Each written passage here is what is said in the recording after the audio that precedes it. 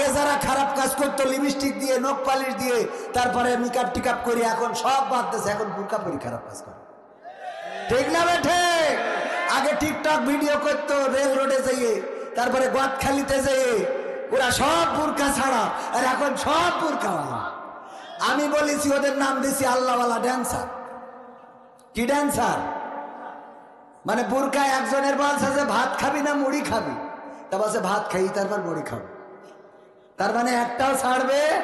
ওর বলা হইলো পর্দা করবা না টিকটক করবা, বলছে বুরকা পরি টিকটক করবা। বোঝা গেছ তো? এই সত্যি বলছি না মিথ্যা বলছি? আর যুবকদের অবস্থাও তো বলো। আজকালকের ছেলেরা বই নিয়ে আর বসে না, ও বাবা গুগলে সার্চ করিয়া পড়ি। ওরে কালের মেয়েরা কোরআন হাদিস ধরে নাম, আমার এখনকার মা বোনেরা কোরআন হাদিস পড়ে নাম। ও আল্লাহ, টিকটকে ভিডিও ওরা করে। আজকালকের ছেলেরা বই নিয়ে আর বসে না, গুগলে সার্চ করিয়া পড়ে। আগের সময় প্রেম করিলে সভাপতি বলতো পাইছ কি, এখন বলে সব করিয়া বাবু তুমি খাইছ কি। ঠিক না বেটে? বুড়ো দাঁড়িয়ে গেছে, ওর কয় বাবু তুমি খাইয়েছ না? ও খায়নি, ও ফিডার খাবে। এই বুড়ো ধাড়ির বলে না, বলে না কত বড় খারাপ। ঠিক না বেটে? আগের সময় এই কথা কেন বলেছি? আগের সময় যদি কোনোভাবে সভাপতি মনে করেন একটা চিঠি লিখে একজনের কাছে দেবে, তা দিয়েছে ওর ভাতিজির কাছে, ও যে এসে মেয়ের না দিয়ে ওর মার কাছ দিয়ে ফেলাইছে। এর জন্য সভাপতি এলাকা সাইডি দিয়ে ঢাকা গার্মেন্টসে যে কাজ করেছে, এরকম ঘটনা আছে না নাই? যে চিঠি ধরা খেয়ে গেছে আর গ্রামে থাকা যাবে না। সত্যি বলছি তো? আগের সময় এটা সত্যি কিনা ভাই বলেন? আমার ভাইজান তো কথা করছেন না কেন? ভাইয়ের সাথে এর আগেও দেখা যায়নি একবার? তো আগের সময় প্রেম করি খালি শুধু চিঠিটা ধরা খেয়েছে, এই ভয়ে এলাকা ছাড়ি ঢাকা গার্মেন্টসে যে কাজ করি বরিশালের একটা মেয়ে বিয়ে করে বাড়িয়ে গেছে। এরকম আছে না নাই? আর এখন কি যুগ জামানা পড়িয়েছে। হ্যাঁ, মার সামনে জিজ্ঞেস করে, হ্যাঁ বাবু তুমি ঠিক মতো খেয়ে নিও। হ্যাঁ, আরে বাবু ঠিক মতো, ও বাবু খাতি পারে তুই যে গালে তুলে দে। আগের সময় মাইন্ড করা যাবে না। ও আপনার বয়স পার হয়ে গেছে, এখনো শুনি লাভ নেই। আগের সময় প্রেম করিলে বলতো লোকে পাইছ কি, এখন বলে সব করিয়া বাবু তুমি খাইছ কি। লজ্জা শরম নাই, আইলাম কোন জামানাই। লজ্জা শরম নাই, আইলাম কোন জামানাই। ভবিষ্যৎ দেখি অন্ধকারে। আজকালকের ছেলেরা বই নিয়ে আর বসে না, ও বাবা গুগলে সার্চ করিয়া পড়ে। নতুন করে হয়েছে চালু এ আবার কন্টেন্ট।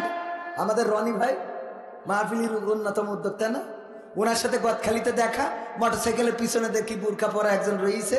আর এখন তো মোটরসাইকেলও হি শয়তানি কায়দায়, পিছনের সিট এত উঁচু যে পড়লি পরে অমনি ঘাড়ের পর ডেলি পড়া লাগবে না, লাগবে না।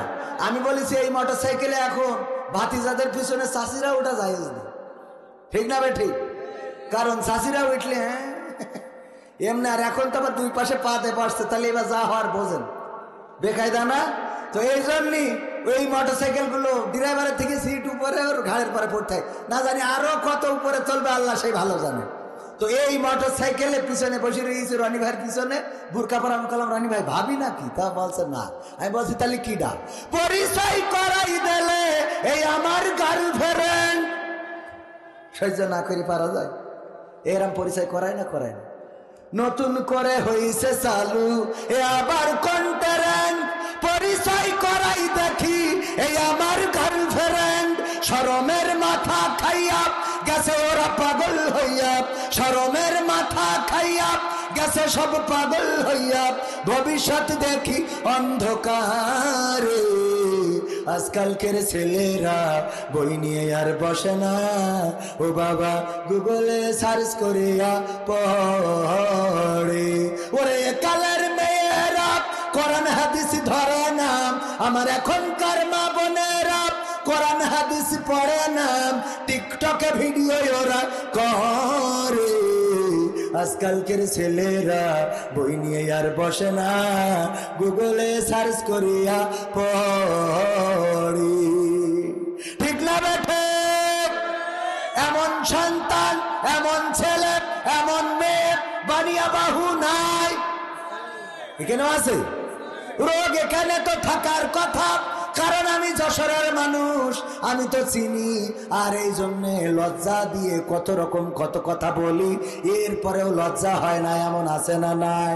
যত যাই বলেন ওদের লজ্জা হবে না। কেন লজ্জা হবে না?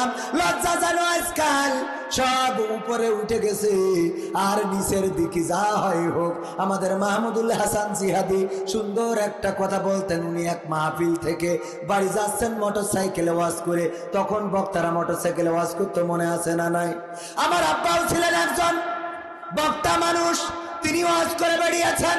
যখন বাবার গানটা গেয়েছি, তখন বাবার একটা স্মৃতি মনে পড়ে গিয়েছিল। আমার মা অসুস্থ ছিলেন একটা মাস, অসুস্থ থাকার কারণে নিজে রোজা রাখতে পারেন নাই। আমি রোজা রাখার বয়স ছিল আমার 10 থেকে 12 বছর। আমার বাবা আমাকে প্রতিদিন সাহরির সময় উঠতেন, তারপরে আমাকে উঠাতেন, উঠে আমাকে রান্নাঘরে নিয়ে যেতেন, নিজের হাত দিয়ে পান্তা ভাত বেড়ে দিতেন। আব্বা খাইতেন, আমি খাইতাম। আমি এবং আমার আব্বা একটা মাস বাবা বেড়ে দিয়েছেন, আমি খেয়েছি, রোজা রেখেছি। সেই রোজার মাস আবার আসতে গেল, আবার সেহরি করব, আবার তারাবি পড়ব, কিন্তু ওই বাবার করা হবে না, ওই বাবার সাথে আর তারাবি পড়া হবে না। আমার বাবা রমজানে তারাবি পড়াতেন, তারাবি পড়াতে যে মাইকে ওয়াজ করতেন 30টা দিন। তারাবি শুরু হওয়ার আগে মাইকে ওয়াজ করতেন, আজানের পর থেকে জামাত শুরু হওয়ার আগ পর্যন্ত। আজকে 22টা বছর হয়ে গেল, চারিদিকে 22টা বছর, 22টা বছর ধরে রমজান এসেছে আর রমজান গিয়েছে, কিন্তু ওই বাবার কণ্ঠটার কোনো মাইকে শুনলাম না। ওগো আমার ভাইয়েরা, এইভাবে একদিন আমরা চলে যাব, আপনারা চলে যাবেন। সুতরাং রমজান মাস যেটা আমাদের, তাও নসিবে পাবো কি পাবো না তার কোনো নিশ্চয়তা আছে নাকি? কিছুক্ষণ আগে চেয়ারম্যান আসলেন, চেয়ারম্যান সাহেব বললেন ওনারা আত্মীয় অ্যাক্সিডেন্ট করেছেন, হয়তো যশোর সদর ভর্তি নেয় নাই, বলেছে ঢাকায় নিয়ে যেতে হবে। ঢাকায় নিয়ে যাওয়ার পথে ইন্তেকাল করেছেন। যে মানুষটা এখন পর্যন্ত জানতেন না যে আজকেই তার জীবনের শেষ দিন হয়ে যাচ্ছে, ঠিক না বেঠিক? রঙ্গরসের দিন ছিল আমার একদিন, 12 ঘন্টা বেলায় আমার সন্ধ্যা হইল, পাখি উড়ে যাওয়ার বুঝি সময় হলো, পাখি উড়ে যাওয়ার বুঝি সময় হলো। যদি বয়স হয় তাহলে তো বুঝতে পারবেন দাড়ি পেকে গেছে, চুল পেকে গেছে, চোখটা ঘোলা হয়ে গেছে, হাঁটতে কষ্ট হয়, সোজা মানুষটা কুজা হয়ে গেছেন, শরীরটা চলে না, বুঝতে পারবেন। কিন্তু এই আঙ্কেলে কি বুঝার কোনো সুযোগ আছে? না, সুযোগ নাই। জানি না কোন দিন, কোনখানে, কোন বিপদে, কোন মুসিবতে এই পৃথিবী ছেড়ে চলে যাওয়া লাগবে, কেউ গ্যারান্টি দিতে পারি না। সুতরাং আল্লাহর জন্য পরিবর্তন হওয়ার দরকার আছে না নাই?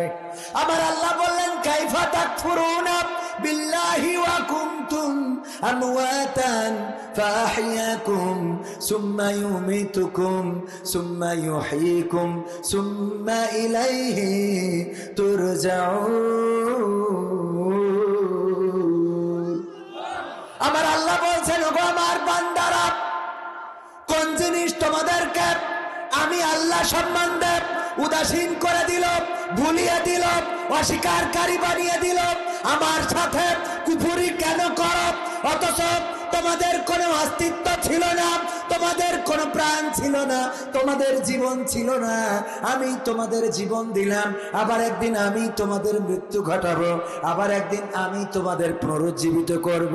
বেলা শেষে ফিরে যাওয়া লাগবে কার কাছে? ফেরা লাগবে না, লাগবে না। আল্লাহর কাছে যদি যেতে হয়, আল্লাহর কাছে যদি দাঁড়াইতেই হয়, তাহলে প্রস্তুত হওয়ার দরকার আছে না নাই? সূরা আল ইমরানে আল্লাহ বলেছেন, ইয়া আইয়ুহাল্লাযীনা আমানুত্তাকুল্লাহ হাক্কা তুকাতিহি ওয়া লা তামুতুন্না ইল্লা ওয়া আনতুম মুসলিমুন। আল্লাহ বলছেন, ও ঈমানদারেরা, তোমরা একটু শুনে নাও, যারা ঈমানের দাবিদার, তোমাদেরকে বলি, আল্লাহকে ভয় করো যেমন তাকে ভয় করা উচিত, আর ততক্ষণ পর্যন্ত মৃত্যুবরণ করো না যতক্ষণ পর্যন্ত না পূর্ণ মুসলমান হতে। মুসলমান শব্দের অর্থ কি বলেন? আত্মসমর্পণ করা। হাইরে মুসলমান, অনেক মুসলমান আছে কালেমা তাইয়্যিবাটা পড়তে পারে। বললাম যে কালেমা তাইয়্যিবা পড়েন তো, বলে লা ইলাহা ইল্লা আনতা সুবহানাকা ইন্নী কুনতু মিনাজ জালিমিন। মানে ওর কাছে এত বিপদ হয়ে দাঁড়াইছে, ওই বাসের মধ্যে দেখবেন এই দোয়াটা বাসের মধ্যে লেখা থাকে না, থাকে না, মানে যার যেটা দরকার সে সেখানে সেটা লিখে রেখেছে।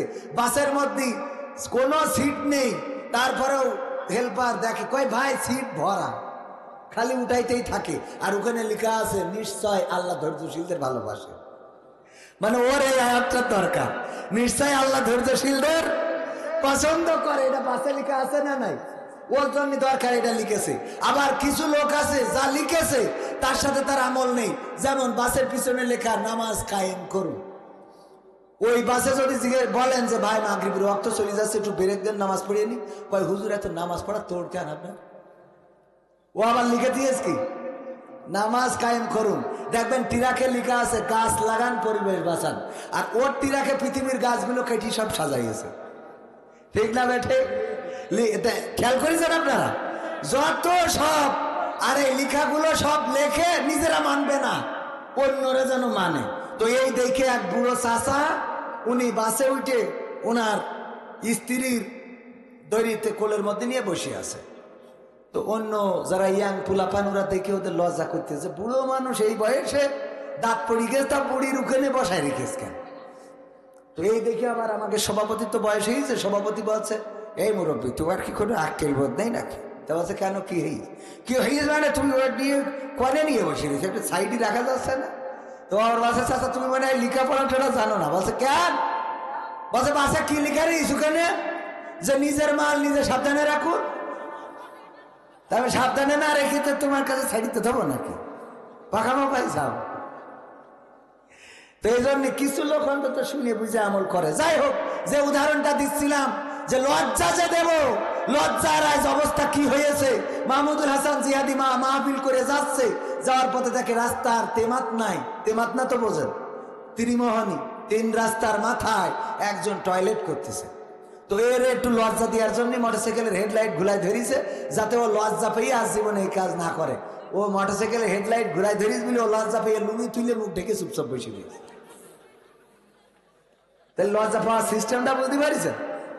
এত লজ্জা পেয়েছে যে মুখ ঢেকে তো আল্লাহর আলী বসে আছে, যে নিচেতে যায় ও যেন উপরে কেউ না দেখতে পায়। তা আজকে অবস্থা সেইটা, বুরখা পরেছে কিন্তু ইমান আমল শেষ। ঠিক না বেঠে? মাথায় টুপি, মুখে দাড়ি, কিন্তু ইমান নাই। বাহ্যিক ভাবে দেখা যায় অনেক বড় পরহেজগার, আসলে পরহেজগারি তার ধারের কাছেও নাই।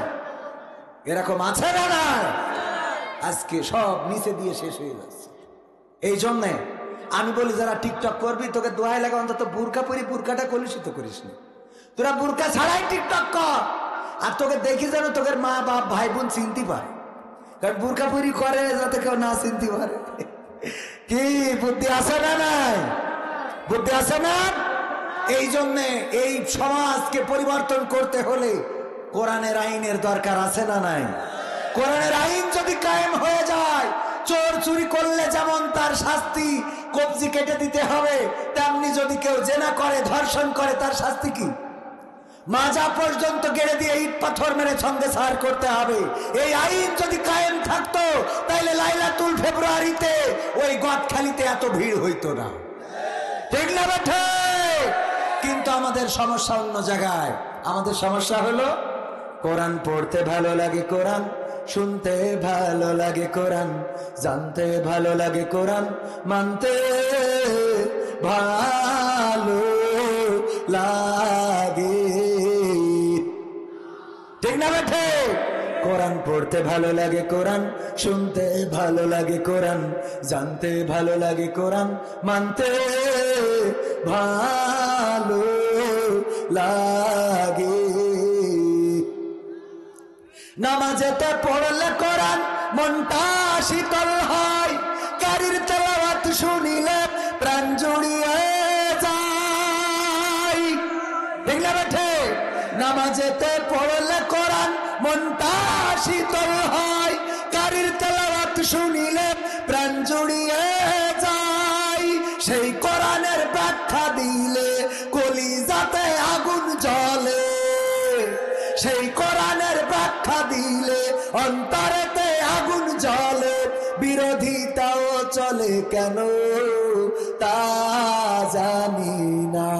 কোরআন পড়তে ভালো লাগে, কোরআন শুনতে ভালো লাগে, কোরআন জানতে ভালো লাগে, কোরআন মানতে ভালো লাগে।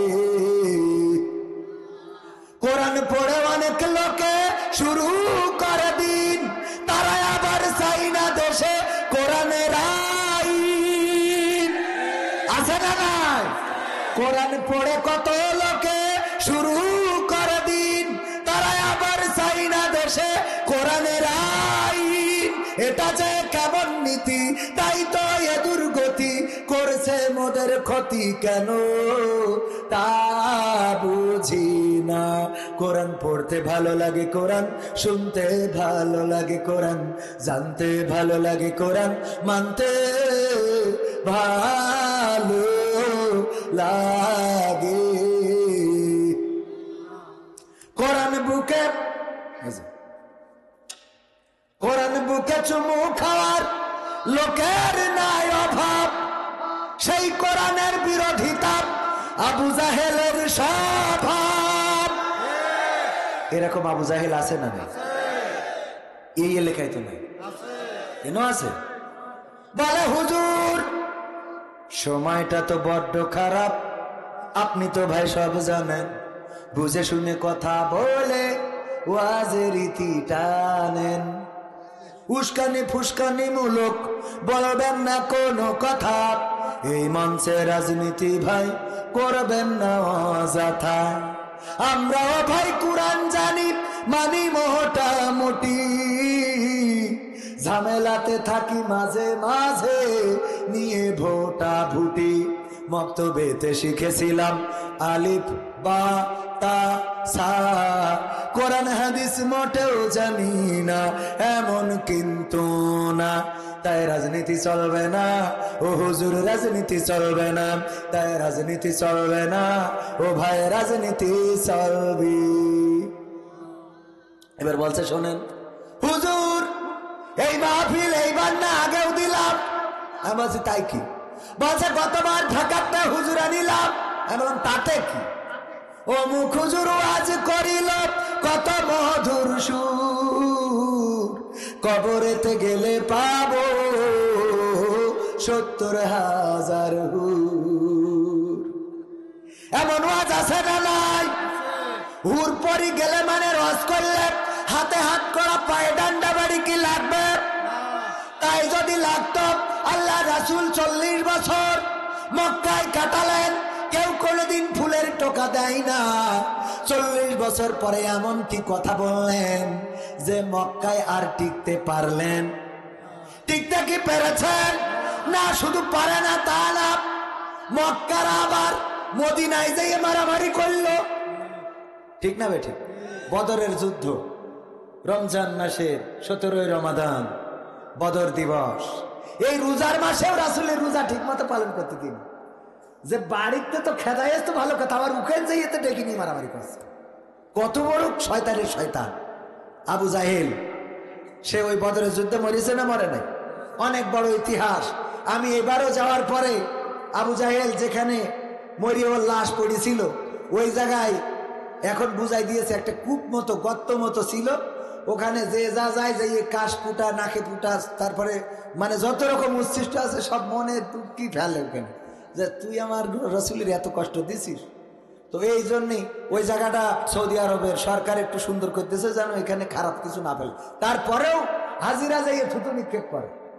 আমার সাথে হজে গেল বগুড়ার 2 জন ব্যক্তি, ভ্যান চালক, কি চালক, ভ্যান চালায়া টাকা পয়সা জোগাড় করে আমার সাথে গিয়েছে। আমার সাথে মানে আমাদের সাথে।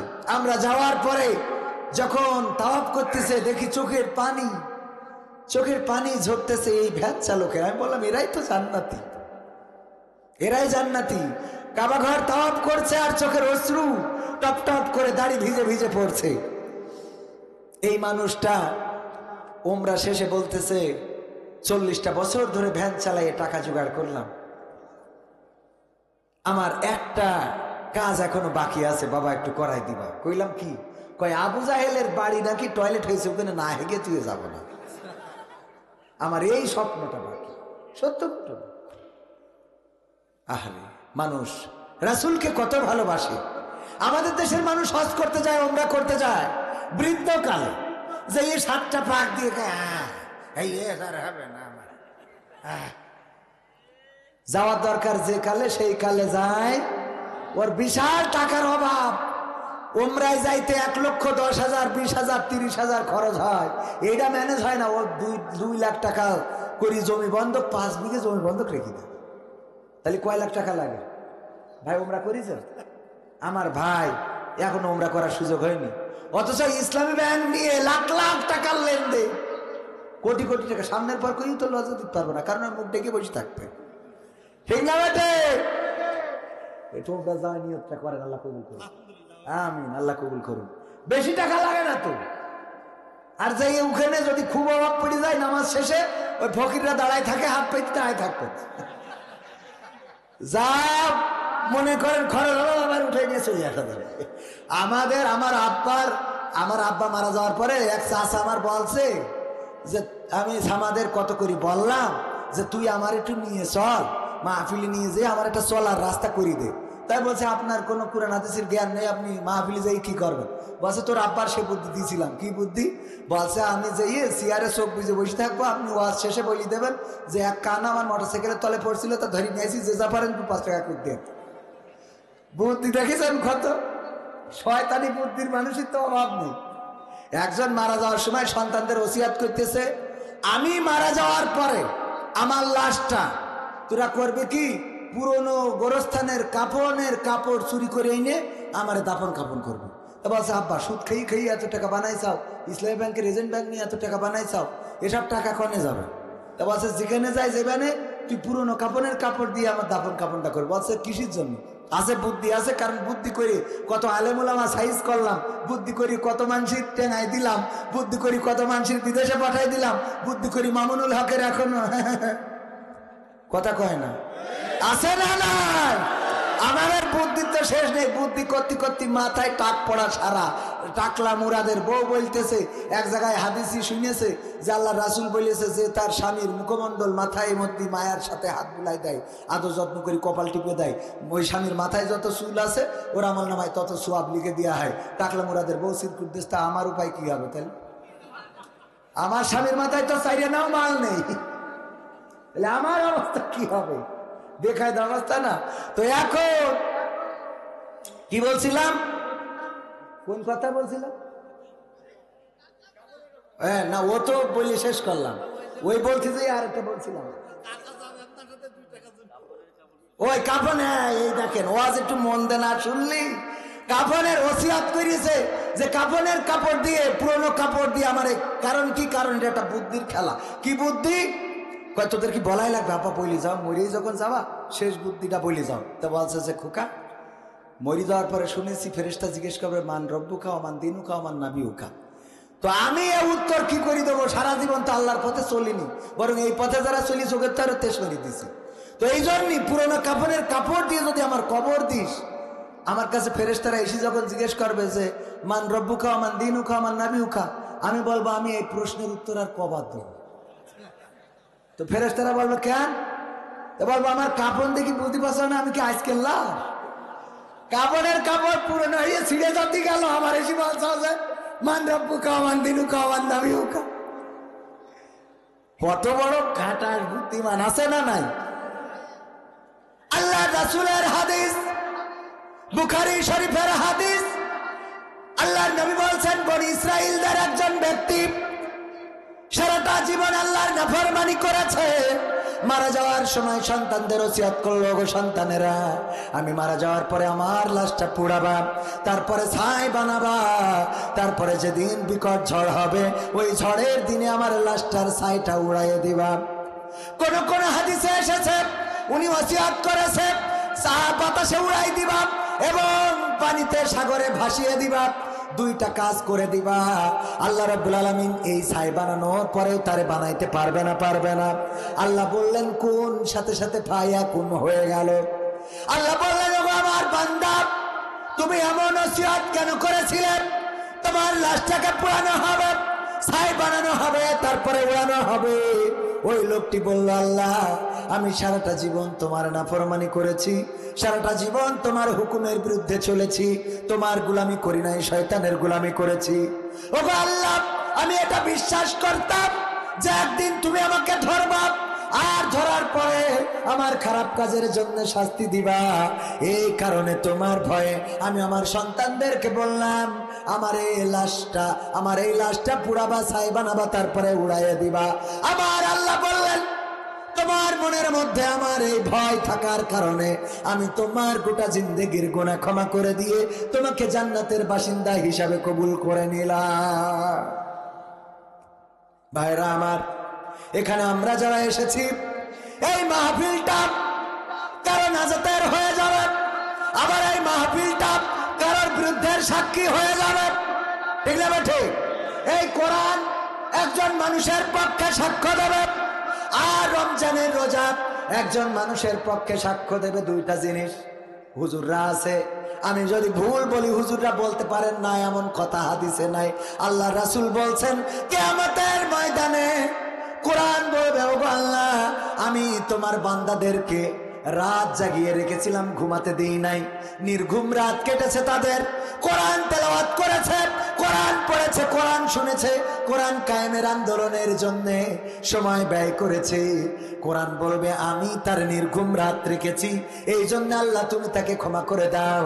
আর রমজানের রোজা বলবে, ওগো আল্লাহ, আমি তাকে উপবাস রেখেছিলাম, তাকে শারীরিক যৌন চাহিদা থেকে আমি তাকে ব্রত রেখেছিলাম, সুতরাং আমি সুপারিশ করছি, আল্লাহ তুমি এই বান্দাকে ক্ষমা করে দাও। আল্লাহ রাসূল বলছেন, রমজানের সুপারিশ এবং পবিত্র কোরআনের সুপারিশ আল্লাহ গ্রহণ করে নেবেন এবং ওই বান্দার ক্ষমা করে দিয়ে জান্নাতের মালিক করে দিবেন। বলেন সুবহানাল্লাহ। সেই কোরআনের সুপারিশ পাওয়ার দরকার আছে না নাই? আল্লাহ বলছেন, ওয়াইযা কুরিয়াল কুরআনু ফাসতামিউ লাহু ওয়া আনসিতু লাআল্লাকুম তুরহামুন।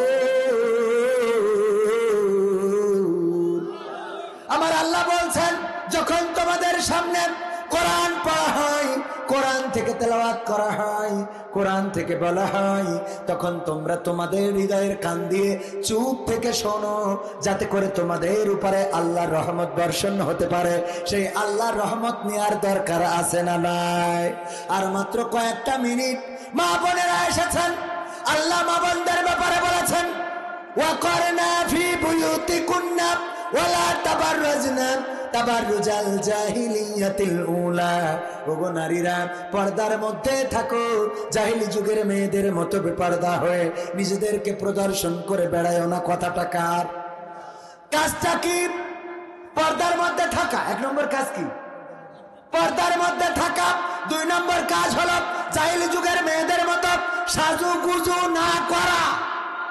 কিন্তু এখন সাজুগুজু করার আল্লাহর ওলি আছে না নাই? এত সাজা সাজে বিউটি পার্লার গুলো উন্নয়নের একটা অংশ, ঠিক না বেঠিক? ঘরে ঘরে বিউটি পার্লার আছে না নাই? আছে না নাই? ঘরে ঘরে বিউটি পার্লার। তোদের হাজার বলেও সোজা করতে পারে। সোজা করা যাবে বলেন? এক মাস, শ্যাম মাস, শোল মাস আপনারা কি বলেন? টাকি মাছ চেনেন কিনা? এখন তো এগুলো আর পাওয়া যায় না, তো চেনবেন কি করে? আগের সময় হ্যাঁ আমলি ক্ষমতা আসার পর পাওয়া যাচ্ছে, দূরও না, মানে এই আধুনিক যুগ আসার পর পাওয়া যাচ্ছে না, ঠিক না বেঠে? এই মাছগুলো এখন পাওয়া যায়। এই যুবক, তোদের নেটওয়ার্কের কি সমস্যা কদিন? হ্যাঁ, আমার গলা ভালো নেই, অসুস্থ মানুষ, এখানে বুক চেপি ধরি কথা করছি, আর তোরা কথার মধ্যে ডিস্টার্ব করছিস মানে কি? তোকে তো মায়া দয়া বলে কিছু নেই, তোকে তো প্রেমও হবে না, বিয়ে তো দূরের কথা। ঠিক না বে ঠিক? একটু মায়া মহব্বত থাকার দরকার আছে না? যাকে ধরের মধ্যে মায়া নেই, আমি কথা বলছি, কষ্ট আছে, এটা কি বুঝতে পারছেন আপনারা? তা আমি কাদের জন্য কথা বলছি? আমার জন্য। যা আমি জানি তা তো জানি। আমি এখানে নিঃশ্বাস নিলেই একটা সুসের মতো, মানে লাঞ্চ ইনফেকশন হয়েছে। এর আগেও একবার লাঞ্চে পানি হয়েছিল, পিছন দিয়ে সিরিঞ্জ দিয়ে বের করা হয়েছিল, আবার সেটা মনে হচ্ছে ঘুরে এসেছে। তো ডাক্তার বললো যে একটু রেস্ট করতে হবে। তা বললাম যে এখন ইনকামের সময়, অন্তত রোজার মাস না পড়া পর্যন্ত মনে হয় রেস্ট করা হয়ে যাবে। হ্যাঁ, মানে সত্যি কথা যেটা সেটা বললাম। এই সত্যি কথা সবাই কবে না বলবে? উখানে বলছে হুজুর এক্ষুনি শেষ করে দিলি হবে না, আরো চালাইতে হবে। আমি বললাম আর এক জায়গাতে বায়না নিয়ে থিচুরা তো কাটি করবো আমরা। ঠিক না ভাই ঠিক? তো এই জন্য যাই হোক, একটুখানি থাকা যাবে না। টাকি মাছ, স্যাম মাছ, শোল মাছ, আর একটা ধুড়া সাপ। কি সাপ? ডোড়া সাপ। দুইজনে বন্ধু পাতাইছে। বন্ধু পাতানোর পরে গল্প করতে করতে যাচ্ছে। টাকি মাছ বলতেছে এবার রোজার মাসে আমাদের মন্ত্রী বলেছে যে তোমরা বড়ই দিয়ে আর পেয়ারা দিয়ে ইফতারি করবে, এটা ভালো না খারাপ? সাপ বলছে কে খেজুরির কি এত অভাব পড়ে গেছে। দুজনে গল্প করছে, আর ওই সাপ এরাম এরাম করছে। তো মাছ বলতেছ কি ভাই রে, তুই একটু সোজা হয়ে চল, তোর তো এই যে এরাম এরাম করছিস, আমি তো তোর কাছেই যেতে পারছি না, তাহলে বন্ধু কোথায় লাভ হইল? এই কথা বলার পরে আবার কিছু দূর গেছে, যাওয়ার পরে টাকি মাছ বলছে তুই একটা গল্প বল। বলছে আমি কি গল্প বলবো, আমার গল্প বলার মতো তেমন কিছু নেই, তবে একটা বিষয় দেখেছি যে বাংলাদেশে, আমাদের দেশে, ওই যে যখনই কোনো বাস অ্যাক্সিডেন্ট করে তখন ওইটার ড্রাইভিং লাইসেন্স থাকে না, ওইটার রোড ট্যাক্স থাকে না, ওইটার কাগজপত্র থাকে না, ওইটার ফিটনেস থাকে না, আর অ্যাক্সিডেন্ট করার আগ পর্যন্ত কেউ ধরতে পারে না। ঠিক না ভাই ঠিক? অ্যাক্সিডেন্ট করার আগ পর্যন্ত ধরতে পারে না। অ্যাক্সিডেন্ট করার পরে ওই বেইলি রোডে আগুন লেগে গেছে, ওটা লাইসেন্স নেই, কাগজপত্র নেই, এই নেই তাই নেই, সব যখন পুড়িয়ে যায়, আগুন ধরে যায়, তারপরে খুঁজে পায়। আর এতদিন কি করে? কথা কয় না। এতদিন কি করে? এতদিন কনে কি করে আজ আর বলবো না, অন্যদিন এসে বলবানে, সময় যেহেতু অল্প। তো এই মাছ বলতেছে দোস্ত তারপরে কি বলছে, তারপরে যা বলবো। ওদিক মাছ বলছে তুই যে গল্প করছিস আমার কান পর্যন্ত পৌঁছচ্ছে না, কারণ তুই তো এই করতেছিস, কে সোজা হয়ে চলতে পারিস না। ওর এই কথা বলার পরে সাপ বলছে তোর সাথে আমার কাটাকাটি, তোর সাথে বন্ধুত্ব করার দরকার নেই। বললে সাপ একদিকে মাছ একদিকে। সাপ যেয়ে জাল পেতে ফিরাইলো আমার ভাইজান, ওই জালে বেঁধে গেছে। বেঁধে যাওয়ার পরে জালে যদি সাপ বাঁধে, মাছ আর বাঁধে, ও তো বিপদে পড়ে আছে যে কেউ যদি উদ্ধার করে, কিন্তু ও ডাকতেছে বাঁচাও বাঁচাও, আর সাপরা মনে কাছে গেলি পরে ধরবে, এই মাছরা মনে কাছে গেলেই ধরবে। এই জন্য কেউ জালের কাছে আসে নাই। ভাই মাঠে যেই দেখে মাছ বাঁধা কি সাপ বেঁধেছে, এই জন্য এই সাপের দড়ি টান টেনে করে মেরে আলির পরে ঠিক দিয়েছে। ওই মাছ আবার ঘুরতে ঘুরতে যেই দেখে আলির পরে একদম সোজা। বলছে ওরে আমার দোস্ত, তোর আমি একসাথে চলার সময় কত বললাম যে একটু সোজা হয়ে চল, এখন তো ঠিকই টান টেনে হয়েছিস। ঠিক না বে ঠিক? এখন তো ঠিকই টান টেনে। তাহলে এতদিন ধরে যে বললাম আমার সাথে চলার সময় একটু সোজা হয়ে চল, তা না, সোজা হয়েছে না হয়নি? আমার যুবকেরা, তরুণেরা, কিশোরেরা, মায়েরা, বোনেরা, মুসলমানেরা, হিন্দুরা, বৌদ্ধরা, খ্রিস্টানেরা সব সোজা হয়ে যায় ওই এক সময়। ওই সময় আর কারো কোনো ক্ষমতা থাকে না, ওই সময় আর কারো কোনো পাওয়ার থাকে না, কারো কোনো চেয়ার থাকে না, কারো কোনো কাপড় থাকে না, সব একাকার হয়ে যায়। ওই সময় টান টেনে সোজা হয় না, হয় না? এবার এই সোজা হওয়ার পরে শুধু সোজা হয় না, একটা উদাহরণ দিলেই বুঝবেন।